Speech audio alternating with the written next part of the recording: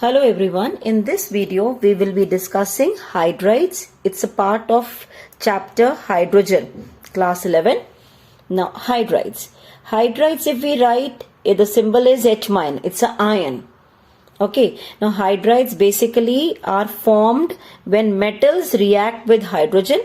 They form binary compounds. Okay, so if we want to write the general formula, we can write as MHX, where X stands for the number of the hydrogen atoms, right? So all main group elements except the noble gases, they are found to form the hydrides.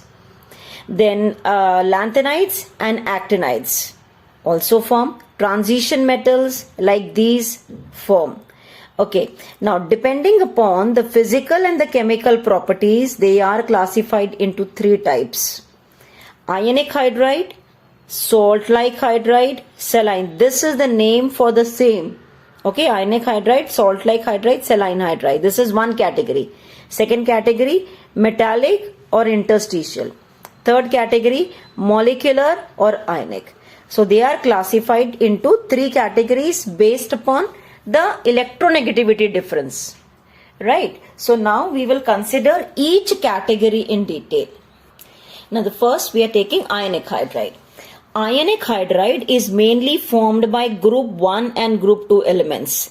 That means alkali metals and alkaline earth metals. Alkaline earth metals. Though in alkaline earth metals, one or two metals, they do not form this. So that we will take in that particular category. Okay.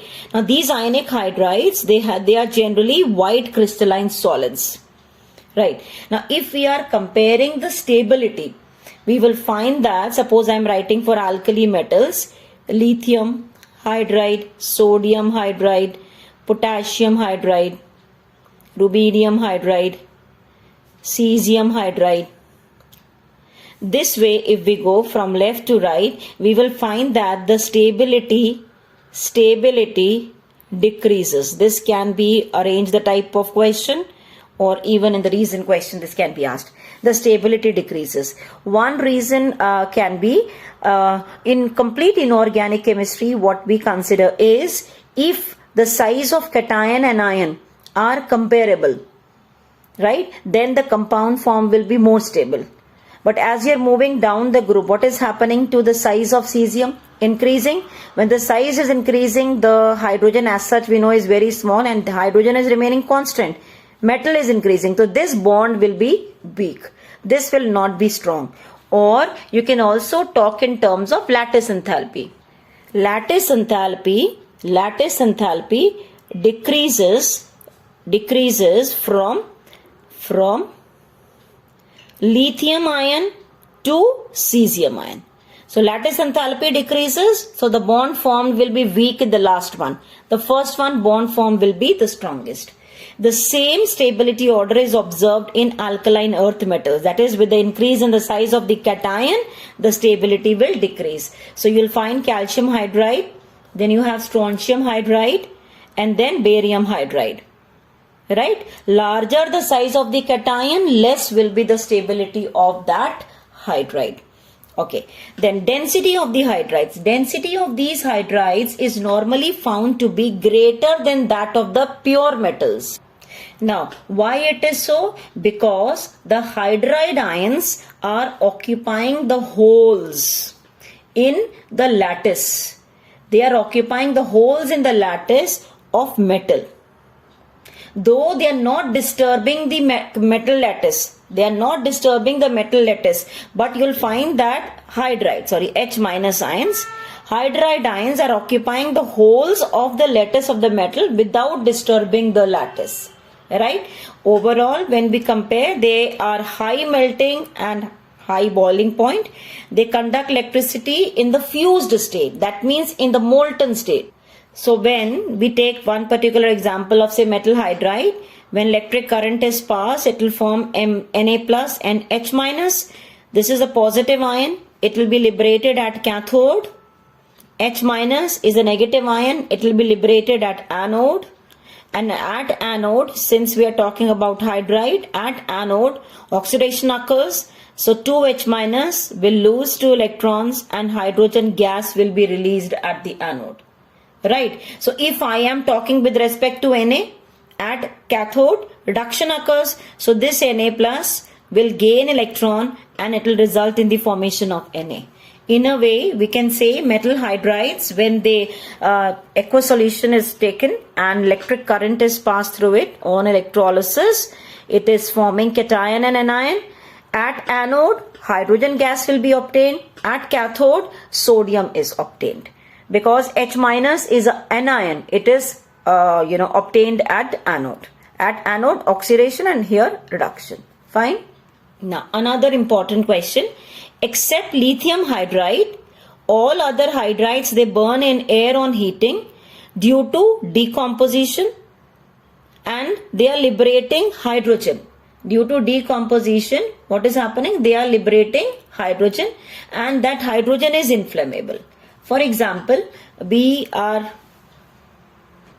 write the equation. Suppose calcium hydride, which is solid, this on heating will liberate Ca, which is solid, and hydrogen. Right, so it is liberating hydrogen, which is inflammable, so it will catch fire. That is why we say that they start burning in air. Okay, the next one is they react violently with water. They react violently with water. How do they react and what are they forming? Let us take example for that also. Say NaH plus solid, it results in the formation of NaOH, metal hydroxide, plus hydrogen gas is released. Now this reaction is highly exothermic. It's exothermic reaction, and in this also you will find hydrogen gas is evolved. So hydrogen gas is evolved, it will catch fire. It catches fire. The fire which is so produced cannot be extinguished by carbon dioxide.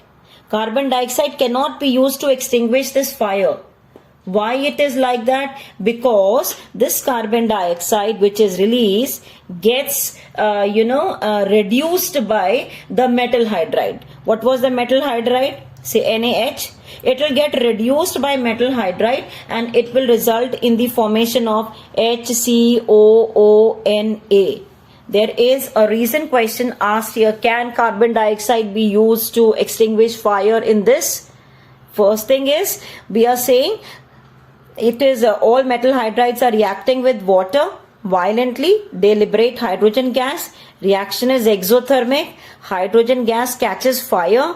This fire which is released cannot be extinguished by using carbon dioxide. This cannot be used to extinguish this fire. Reason being, this carbon dioxide which is released gets reduced by metal hydride and it results in the formation of sodium formate.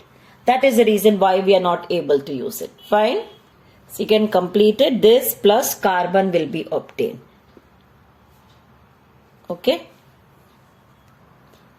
Okay, not carbon here.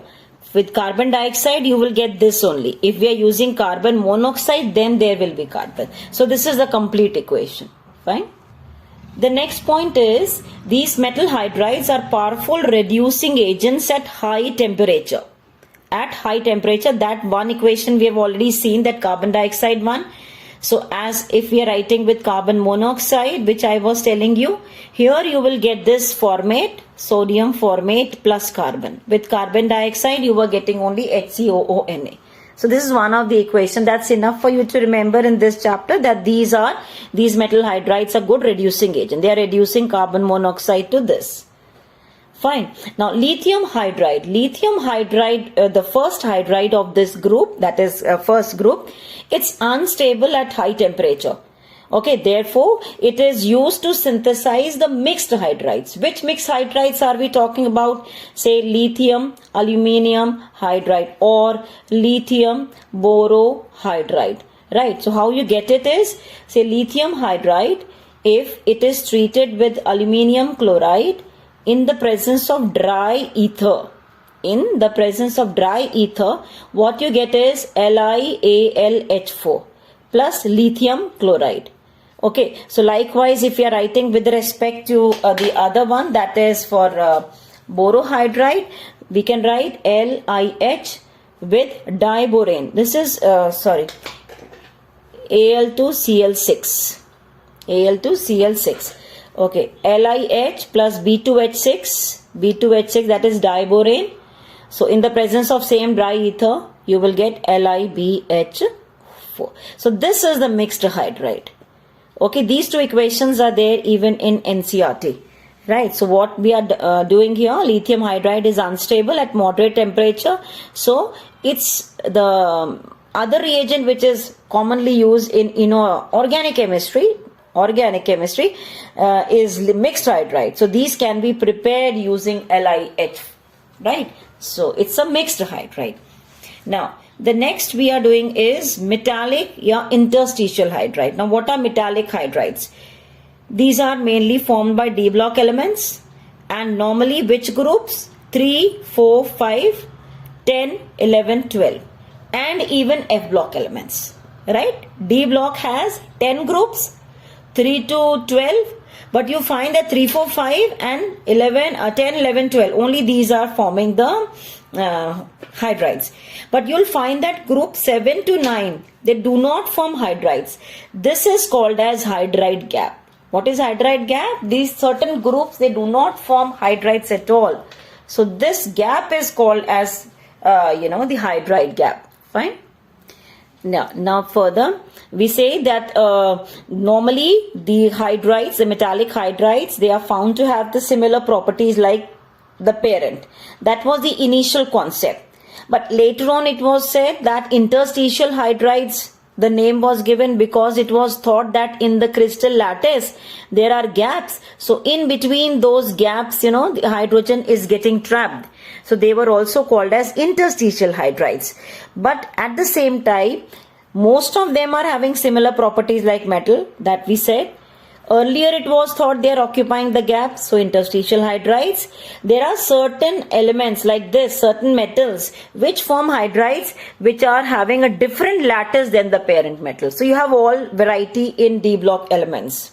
Okay, these metallic hydrides or interstitial hydrides, they are hard, they have luster like a metal, they conduct electricity, they have magnetic properties, and it is found that the density of these hydrides is lower than that of the parent metal. Okay, because hydrogen is getting trapped in the crystal lattice, so it is loosening the crystal lattice. So what happens is the crystal lattice expands. Crystal lattice expands slightly. As it expands, the density will become less than the parent metal. Right. These are also termed as non-stoichiometric hydrides.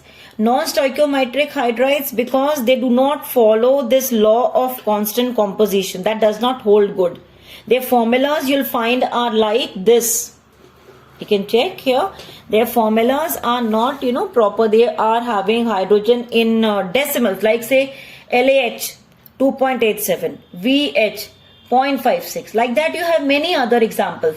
So what you find is the ratio of hydrogen to that of the metal atoms in this hydride is not fixed. This is not fixed. The ratio of hydrogen to the metal atom in this is not fixed. It varies with temperature and pressure. It is varying with temperature and pressure. Okay, that is why these are called as non-stoichiometric hydrides. This is important. This is formed, non-stoichiometric hydrides are formed by D block elements. Now, this is one of the application you will find, as I told you here, that in the metal lattice, these hydrogen gas is getting trapped. So, this particular concept can be also used for storing hydrogen. Hydrogen is the lightest gas, so its rate of diffusion is maximum. So it can diffuse out from whatever container we are using. Okay, so this can be used to trap hydrogen in the crystal gaps of the crystal lattice of any metal, and it can be used for storage. And this process is called as occlusion. This process is called as occlusion of hydrogen.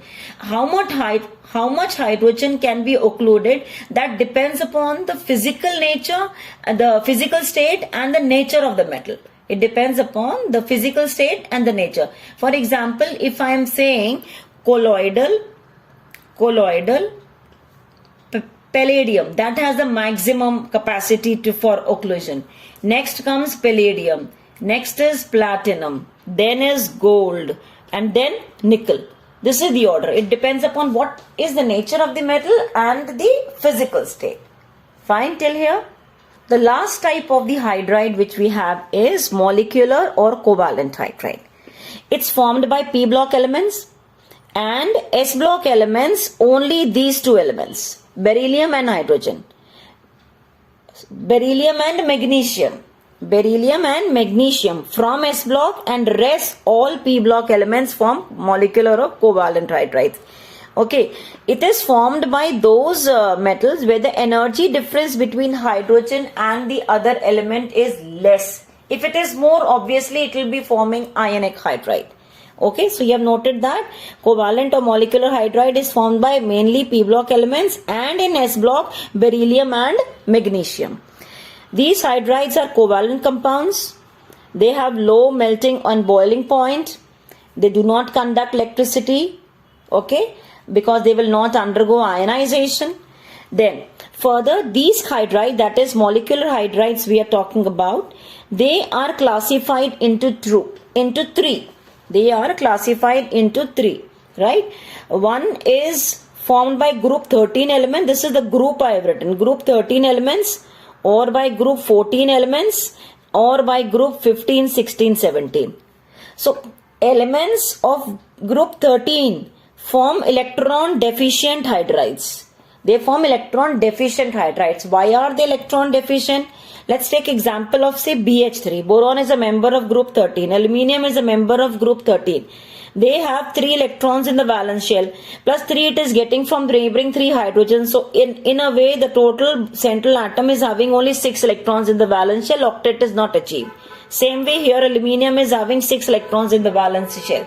That is why these elements, they have a tendency to exist as polymers.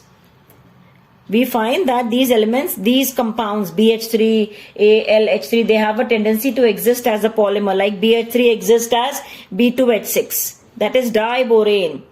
It is forming diborane. Okay, same way aluminium can have ALH3 whole N we say. Because octet is not achieved, so it has a tendency to polymerize. Okay, so they do not have sufficient number of the electrons in the valence shell. That is what we are saying. Their octet is not complete. Right? Second is group 14 element.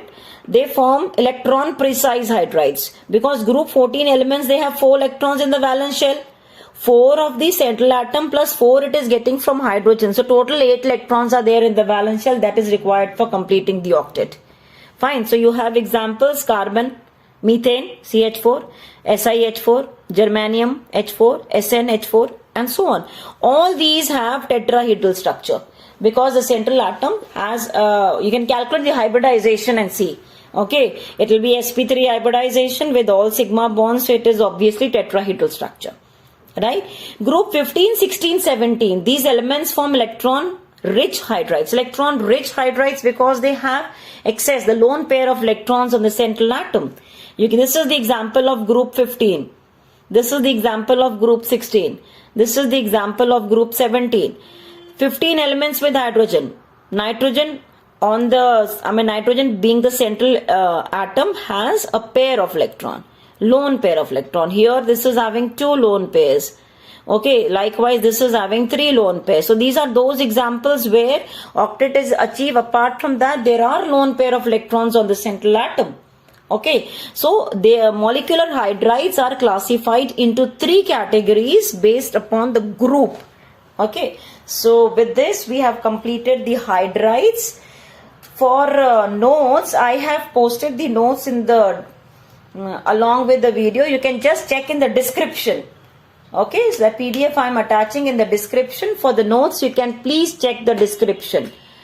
Thank you for watching. Share video with your friends so that everybody gets benefited with it. Thank you.